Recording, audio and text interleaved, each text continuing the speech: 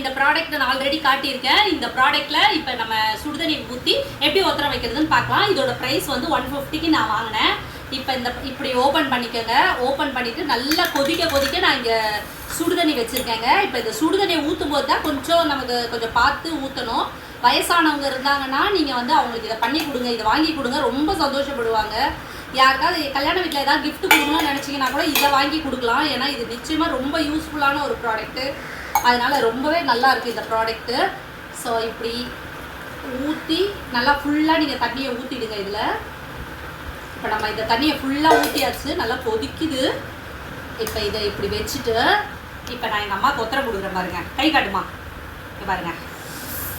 நல்லா நல்லா எதமாக இருக்கும். கொதிக்குதா? ரொம்ப கொதிக்குது போல. முட்டிக்கு காலுக்கு எல்லா இடத்துக்கும் நம்ம ஒத்தரம் கொடுத்துக்கலாம்.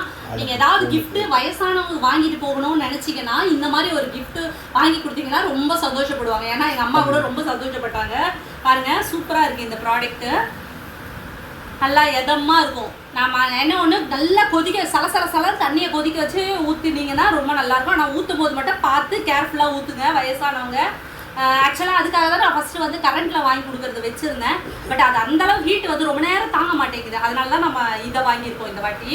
ஸோ அனைவருமே இதை வாங்கி யூஸ்ஃபுல்லாக இருக்கான்னு எல்லாரும் யூஸ் பண்ணுங்கள். வயதானவங்க வீட்டில் கண்டிப்பாக வாங்கி கொடுங்க. எப்படி மாதிரி ரொம்ப சூடு ரொம்ப இருக்குது. ரொம்ப நேரம் இருக்கும். இது கரண்ட்டில் இருக்கிற இது பரவாயில்ல, விலையும் கம்மி. ஆமாம், 150 ருபீஸுக்கு தாராளமாக இதை வாங்கலாம். இதை விட சின்னதுலேயும் இருக்குது. ஸோ அதுவும் நீங்கள் வேணும்னா வாங்கிக்கோங்க. ஓகேங்க, பாய்.